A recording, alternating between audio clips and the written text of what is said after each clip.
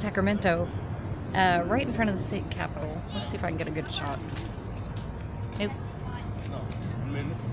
One thing I love about the state capitol and grounds is it's patrolled by police officers on horses. I guess you call them mounted officers, I don't know. And they're so beautiful. And it's just gorgeous here. Lots of tour buses around. But alas, no garage sales. Hi, so I'm back from Sacramento, back in the beautiful Napa Valley, and it's a lovely day. And I'm just, in this video, I'm just going to go over a few things that I found in a couple places I went in Sacramento, and also talk about doing some practical things when it comes to mailing, shipping, things that you send into fulfillment by Amazon or you send out on eBay. I went to the bins.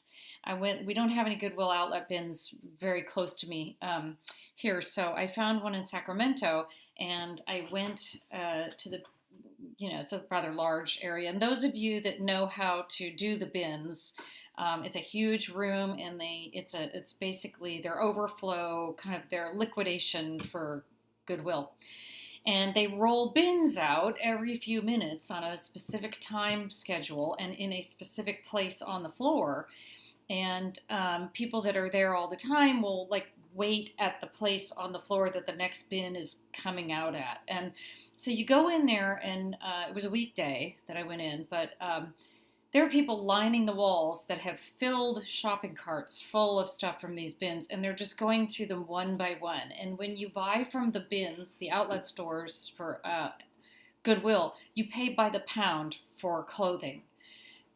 So it's a great deal if you can find the right items, but you really have to be in there for the fight. When the bins are rolled out, they're left out for quite a long time, and then they tell you, we're going to take this bin away soon, so it's your last chance to look. They're constantly rotating everything. And the people that are there, most of them, are very good. This is their thing. And they, like I say, I don't know what the markings on the floor mean, but they are there waiting for the next bin. And when the next bin comes out, God forbid it's a housewares bin, because you won't be able to hear yourself think. They literally tear stuff out of it. Stuff is falling on the floor. I didn't see anybody fighting or anything, but it was like piranha had attacked this bin. They're trying to get the best stuff. So I wasn't really up for that. So I went ahead and I just went to the bins that had been out for a while, and I thought, maybe I can find something. I did. I found a couple of shirts that I'm going to keep myself. One is a Grumpy shirt from Disneyland. It's just Grumpy because I like him, and it was in perfect shape. And then the next thing, I was over in one of the older houseware bins that people had already gone through, and nobody was interested. It was about to be taken away. And I found this. And now I looked at it and I thought, you can tell if you know anything about books. This is obviously a page from an illuminated manuscript.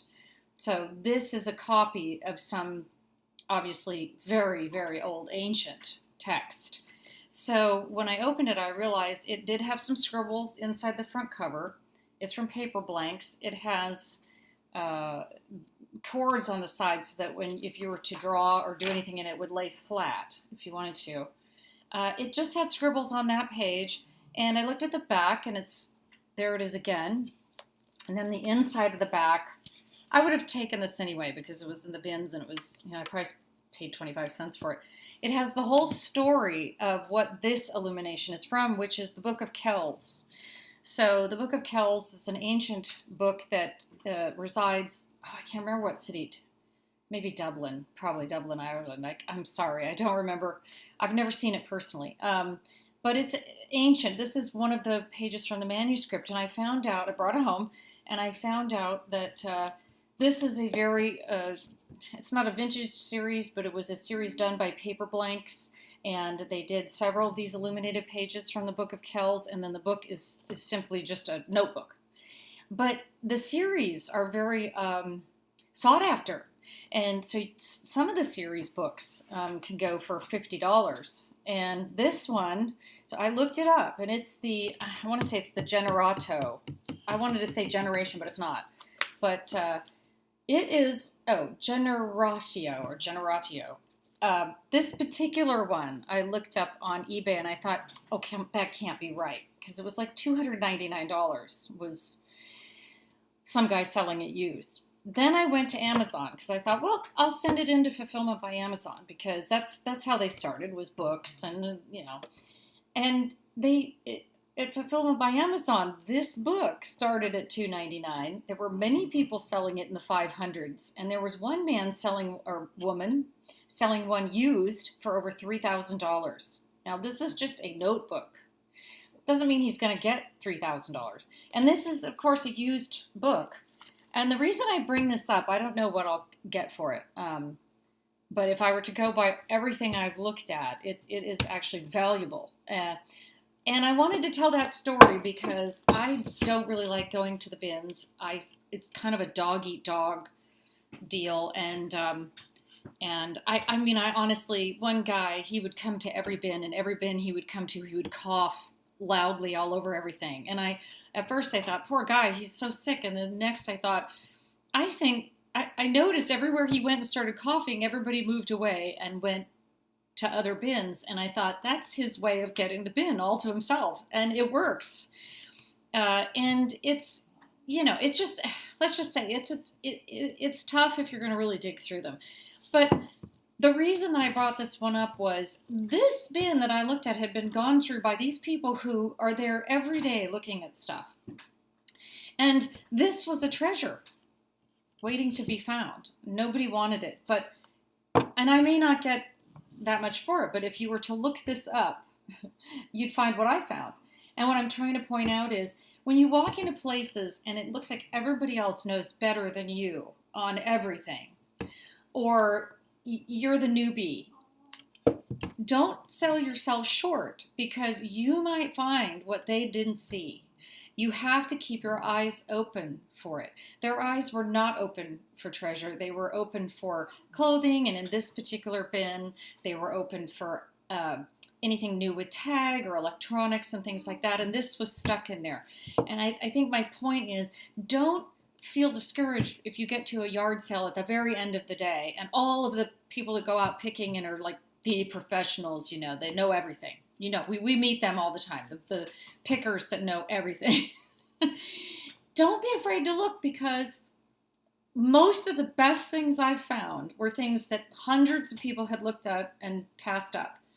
I got, sometimes at thrift stores, I'm also looking for things I can use in packing and selling. So I found this as an unopened box of drawer liners, and it's scented. But what I loved about this, I think I paid $1.39 or something, was I was going to pull the paper out and flatten it out and use it as a photography background.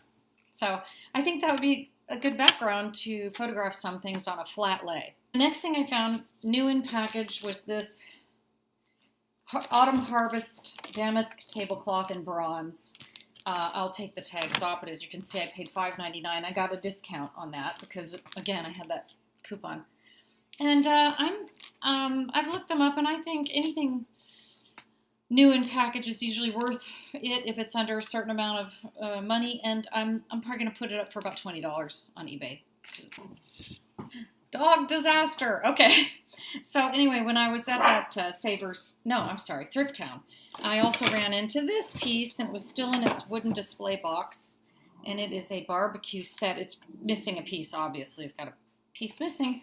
It was $4.99 for the whole set, but I thought, well, I'll just sell each piece separately. This is Schmidt Brothers Barbecue, and they're very high quality, and I would just sell them separate pieces, and the box will go somewhere else for it.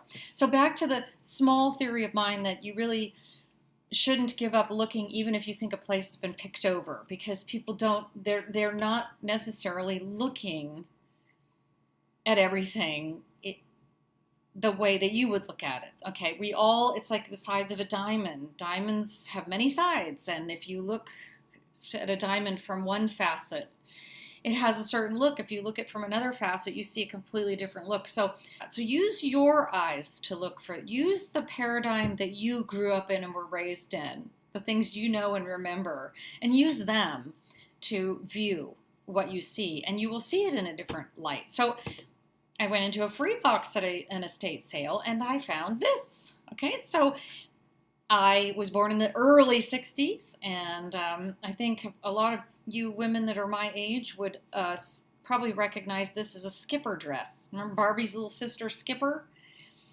Skipper, I had a Skipper. I had Barbies. I had all that. And this was in the free box, and it was a little dirty, so I actually washed it. And it's probably worth, I'm probably going to ask $18 for it because it's in such good shape. You know, it cleaned up, little mini pleat. It's adorable. And also I found this little, it looked to be handmade. It's a little handmade coat. And it's probably a Skipper size. It might be a Barbie, but I don't think so. It seems a bit too small. You could even, you could pair the two. And then this coat was also in the free box, and it is a very tailored, structured piece. It has a tiny spot right there that I tried to get out. I was not able to, but somebody might be able to do that.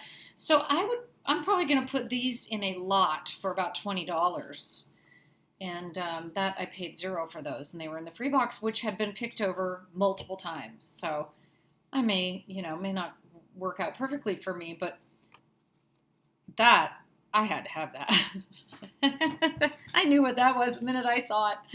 Okay, so somebody asked me to go over what I do when I unbox things from, say, BULQ.com, or I get a large order of things that have stickers on them.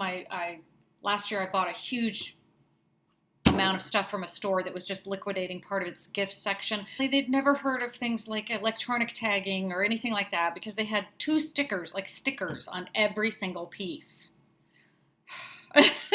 So you can't leave those stickers on. So somebody asked me, how do I get the stickers off? So I thought I'd show you. I have a heat gun. These are not expensive. I think I might have paid $11 or $12 at Michael's Crafts. You turn it on and you just, if you can, be very careful what the stuff is behind it, because you don't want to melt this. And give it a little blast, and generally the sticker will come right up. A lot of people use the Scotty peels, which are just little, I think they're like, I don't have any. I need to get some. They're just a little thing you can just scoop the tag off pretty easily with. And then if there's still some sticky left, never forget the Goo Gone. So put a little bit on a towel and it'll come right off. But I think the thing that I learned from my my illuminated manuscript book of Kells, regardless of what I get for this book, again, I always say keep your eyes open for treasure. And those are your particular eyes that see from a particular vantage point and from a particular life lived.